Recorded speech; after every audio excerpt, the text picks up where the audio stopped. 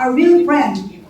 Yan, diyan mo pwedeng kantayin na, for good times and bad times, I'll be on your side forevermore. Mami, tuloy mo na yan mo. That's what friends are for. Tawagan na po natin ang ating pong mahal na former Executive Secretary ng Administrasyong Duterte, Secretary Medjaldea.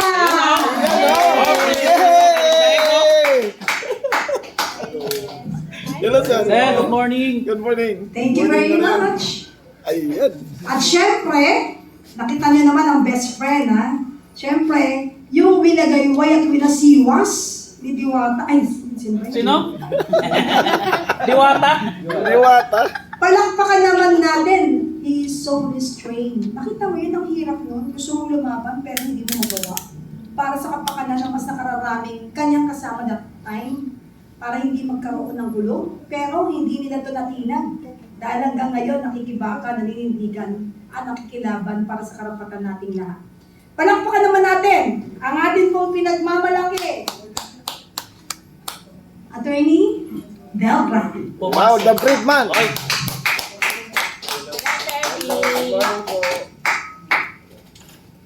Muli, napaka-palad natin ngayong araw para makita natin sila in person.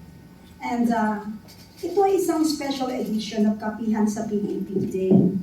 And we take you, lahat, on a journey through one of the most extraordinary moments in recent Philippine history. The events leading to former President Rodrigo Duterte's rendition to The Hague. From Hong Kong to Villamor Air Base, to the International Criminal Court of The Hague, at The Hague, Netherlands, we will hear firsthand accounts from those who were closest to him, providing insights, context, and perspective on a story that has captured national and international attention. Mga kasama, as we begin, I want to emphasize that today's discussion is not just about events unfolding on the ground. It is also about understanding the legal framework that governs them. We will explore the procedural steps, the rights of the parties involved, and the international context of the proceedings before the ICC. Alam mo, mga kasama, ang totoong sadya natin kung bakit natin ito ginagawa. Ang paglatag ng katotohanan sa lahat ng ating mga kababayan through this live podcast ng Kapihan sa PDP is not to create fake news. Our goal is to help our audience to see human and legal dimensions of these historic moments, guided by the first-hand experiences of our distinguished guests. Nakita naman ninyo, muli natin bigyan ng mainit na pag-welcome at palakpakan si ex or former Secretary Medjaldea. Palakpakan naman natin. Kasi siya talaga ngayon ang magbibigay sa inyo ng totoo at kung ano ang naging pangyayari at kaganapan. Yung uhaw na uhaw tayo kasi hindi natin makamtan yung totoong pangyayari. Kasi may pumapasok agad mga bayarang trolls eh. Bayad ba kayo? Hindi. Hindi, ma'am. Wala naman po kami Yung iba lang siguro? Wala po kami pambayad. Yung iba lang siguro. Ayun. Salamat po sa inyo. At syempre, kung natatandaan nyo, that was last year. Hong Kong, March 10, 2025. Nandun po ako. Nakita ko po si tatay. To understand how everything unfolded, we need to go back to where it all began. March 10, 2025 in Hong Kong, just hours after former President Rodrigo Duterte met with a Filipino community there. Ang first question natin sana po ay isang katahimikan lang para madidinig nating lahat kasi ako din po gusto kong makinig. Is for Secretary Medjaldea. Sir? Secretary Medjaldea and Chairman Delgra, pwede na rin. Can you walk us through what happened after former President Duterte's appearance before the Filipino community? What were your observation and concern at that moment? Yes, good morning everyone. I was there during the time. We had lunch. After lunch, we were told, I was informed that it was a scheduled audience with him, with the Filipino community, led by the group of Pastor Boloy, where he committed that they will give a short speech. Walang abnormalities. Everything was fine. We had lunch. We went to the stadium. Everyone was there. It was, kung maniniwala kayo, yung stadium punong-puno. Nagsalita siya as if normal. Normal lang, walang sinabi lang niya na ang sinabi lang niya, handa akong humarap kung ano man ang mga consequences na pinagagawa ko. Other than that, wala na siyang other political statements than greet the Filipino community. As a matter of fact, pagkatapos nga ng speech niya, ay magugulat kayo, yung taong sumalubong sa kanya, paglabas ng gym, siguro mag-iisang kilometro na, punong-puno pa rin ng tao at kinakawayan siya. Makita lang siya, masaya na sila. Everything was in order.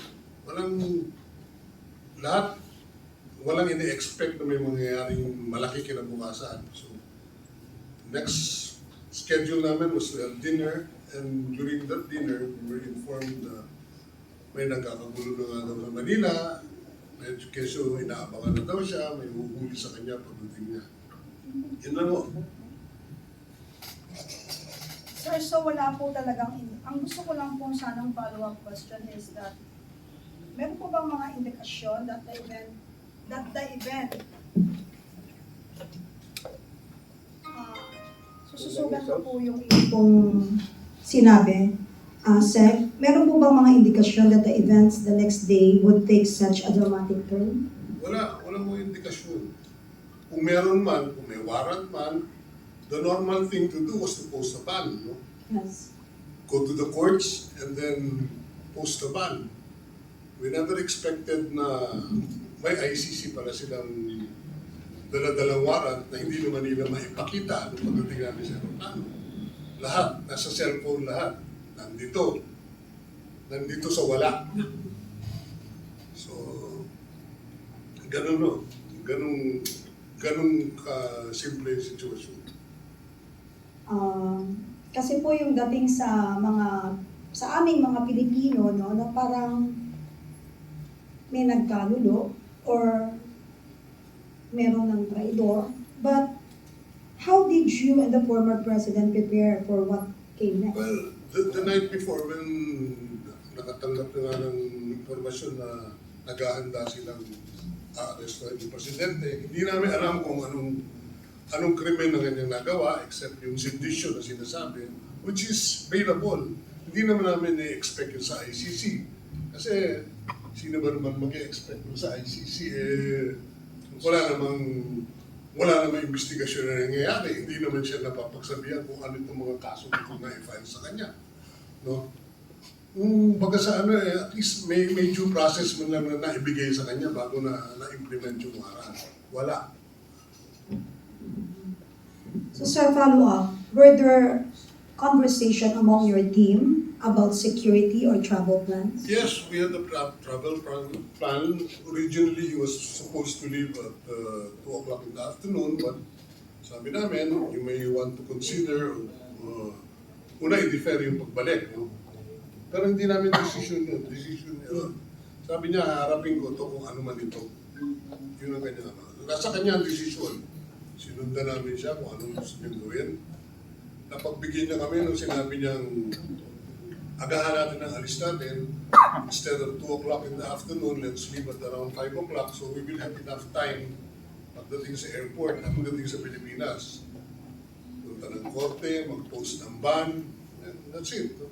Hindi naman namin akalain na isang batalyon na pala yung sasalubong sa amin na magbibigay ng warrant of arrest na galing sa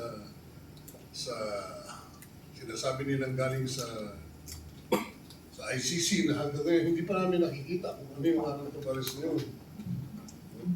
So talagang zero ang knowledge about yung arrestong gagawin sa Maynila, no?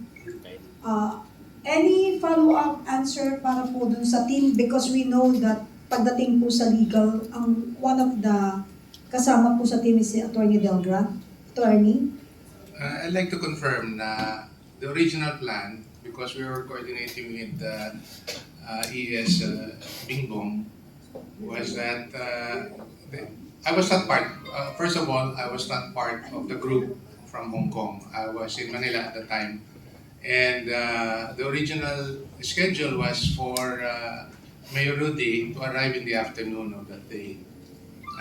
I was informed about that. And for me, to meet them at the airport to assist them for whatever eventualities that may come when they arrive. And yun na nga, may mga ugong-ugong that he might be arrested. I did, ES Bingbong mentioned about a possible sedition charge, which, if I may recall, dates back to the time of the proclamation rally in the Club Filipino, which he said something about, which some official took it adversely that a sedition charge may be filed. But nevertheless, I was not there, and nagulat na lang ako. That's the reason why I was in Barong, because in the morning I had a hearing sa Muntinlupa. I did not expect that the plane would arrive in the morning. So anyway, we were able to arrive at the airport, pero hindi pa rin kami pinapapasok. Doon mismo sa aeroplano or makausap man lang ang dating Pangulo.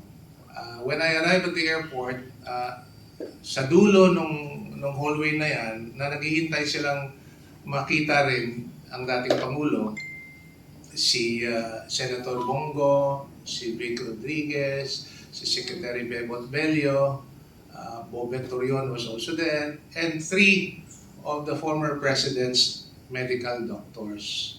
Para lang ma-examine siya kung sa kalusugan niya at that time. Just to give you a little context, based on what I got from his aide, pag mga long travels kasi, napapagod yung dating Pangulo, matanda na, 80 years old. But nevertheless, he went to Hong Kong, came back. But madaling mapagod pag mahaba yung biyahe, according to his aide.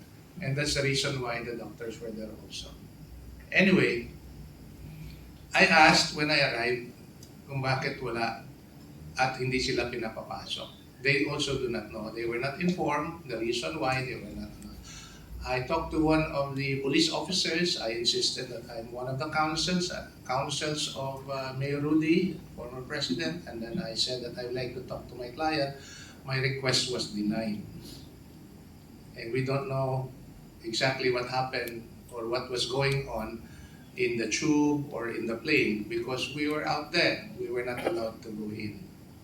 So until finally, there were some rocos outside the terminal building, and then there were some movements outside, and then we realized that he was being brought to Villamor Air Base. And that was the time when I was able to join the former president inside Villamor Air Base. Let me add, during the time nung nasa tube, humihingi kami ng copy ng warrant, complaints, wala silang maibigay. Alam po niyo, ang presidente ng mismo nagsabi, ayoko nakaka-istorbo sa mga taong kasama ko sa aeroplano. Sumama na lang tayo at doon natin pag-usapan kung saan yung itong mga bagay na to. Wala yung pinipersa, hindi siya nagkaroon. Kine-question lang niya yung mga karapatan niya, yung akusado. Asan yung basic lang ang tanong niya, asan ang warrant of arrest? Hindi niya mapakita. Pero siya na rin nung nagsabi na, sige, ayoko maka-istorbo dito sa publiko. may flight pa na aalis, sasakyan tong aeroplano na to, alis na tayo. Malis kami. Punta na ng Villamor. Sir, naging mabilis yung pangyayari. Ay, attorney event please. Oo. Yes, so doon pa lang mismo sa plane, tanong ko po ay, what were the very first words of those who went to the plane? What were the very first words spoken to our president? Hindi ko na masyado ma-recall because of the commotion, but parang may sinasabi sila, we are placing you under arrest because of the warrant. Oh, Yun ang nakikita ko, pero hindi ako nakaharap. Nasa likod ako, di sa babi ng tao. Opo. Sabi ko, ang nagtanong yung wife ko, si Mrs. Medaldea, who's also a lawyer. Opo. Asan yung warrant? Walang maipakita sa kanya. Kasimple lang naman, asan yung warrant? Nandito sa telepono. Uhulihin ka na lang, nasa telepono pa yung panguhuli sa'yo. Anong klaseng ano yun? And to think of that, kasama mo ang Undersecretary of Justice, ang Chief State Prosecutor, na we should have, at the very least, protected also the rights of an accused, who incidentally was the former President of the Republic of the Philippines. Konting respeto lang. Di mo ba? Kaya nga kaya nga po itong special edition natin ng Kapihan, we want to walk through itong audience natin yung legal implications, yung context ng usaping legalidad kasi po Pilipino ang involved dito at ang kanyang karapatan sa ilalim ng ating saligang batas, no? Yung nasabi ni Secretary Medaldea, under Philippine conditions, at alam niyo po yan, no, ating mga kababayan, paulit-ulit ko pinapaalala sa inyo na kung kayo ay aarestuhin, hanapin ninyo yung warrant of arrest. Bit-bit dapat yung papel na yan. Yun ang hinihinging simpleng bagay nila ni Attorney Medaldea, yung Mrs. ni ES, nasaan yung warrant. Pati ko si dating presidente, bilang isang abogado at dating prosecutor. Subalit, yung simpleng request na yun, hindi nga na-produce nitong mga nag-aresto sa kanya. At bilang mga abogado, kaming tatlo po, ito po ay hindi katanggap-tanggap. Dahil yun ang hinihingi ng isang akusado. Kapeli. Pwede magdagdag? Yeah, sure. Patungkol doon sa respeto at karapatan ng isang tao which is already placed under the custody of the law.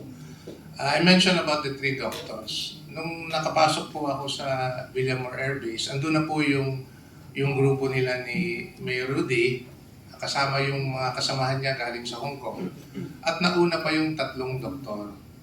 And when I got into the room, the doctor was already physically examining the former president. And after a few minutes, the doctor approached me and she said, Attorney, kailangan siya dalhin sa hospital, may medical emergency. So I approached General Torre. Sabi ko, may medical emergency. He's already under your custody. If we can bring him to the hospital. Kasi ang mismong doktor niya nagsabi na. Ayaw ni General Torre. Saying na, may doktor kami rito sa Villamor. So basically, that's what happened insofar as yung condition ng pasyente is concerned. So if you would notice, if you would recall, there were reports of medical certificate na yung sugar level niya tumaas, and in the afternoon he has to be administered a medical oxygen kasi humihina na nga yung kalagayan ng dating Pangulo. All throughout the day when all these things were unfolding in our midst, and especially so na siya yung pinupuntarya ng mga pulis at that time. Thank you. Attorney Delga, salamat po. In addition to that, they were insisting na basahan na agad siya ng kanyang rights. Constitutional rights. Ang sabi, I will read to you your rights. Well, I asked them simply, anong rights? Rights sa Pilipinas o rights sa ICC? Ang sagot sa akin, that's beyond my pay grade. Sabi ko, nandyan ang Undersecretary of Justice, nandyan ang Chief State Prosecutor, bakit hindi mo tanungin? Yun ang ating mga yun ang mga natatandaan ko. Kaya sa natatandaan ko, hindi siya nabasahan din ng kanyang karapatan. Miranda rights. Sobra, no? Anyway, magmula po nung sa biyahe ni Pangulo, no, or the PRRD sa Hong Kong, para po yung meet up with the OFWs, mga kababayan natin, no, ka-event. Napunta tayo doon sa pag-arrive niya sa Pilipinas na naging nakakagulat, nakakasindak yung nangyari doon. Gusto ko susugan lang po kay Secretary Major Bea. Noong nangyari na nga po yan, yung arrival, yung pangaharas, at hindi pagkilala sa tamang proseso. Nakaka-insulto to bilang abogado that alam naman natin na kailangan, sabi nga ni Attorney Yvette na dapat may warrant. Pero hindi nila kinilala yung proseso eh. Secretary Major Bea, what were your thoughts and emotion during this moment na talagang nakita ninyo? Tapos sugang ko na lang din para tuloy-tuloy po yung sagot ninyo. Tapos meron po bang mga moments that stood out as particularly tense or critical? Attorney? Alam mo na itong panahon ng tense, very tense and critical. Kasi ang nakasalalay ang karapatan ng isang akusado. Lahat violate. No? From the basic right to counsel. No? The basic right to counsel. Ang presidente mismo ang kausap ng General Torre. I want to talk to my daughter. No? At the very least, nagtanong man lang sana siya sa Secretary of Justice or sa Chief State Prosecutor na gusto niya makausap. Assuming na hindi niya alam yun, as a general, na right to counsel is the right of every Filipino under our Constitution. Beyond his pay grade daw. Attorney Delgra? I would like to confirm what the statement of ES Bingbong Bindaldea. At some point, I was able to personally talk to the USEC concerned, who at the time, I learned later, was actually the officer in charge of the Department of Justice because then Secretary Remulla was attending an international conference, ironically, on narcotics in Austria.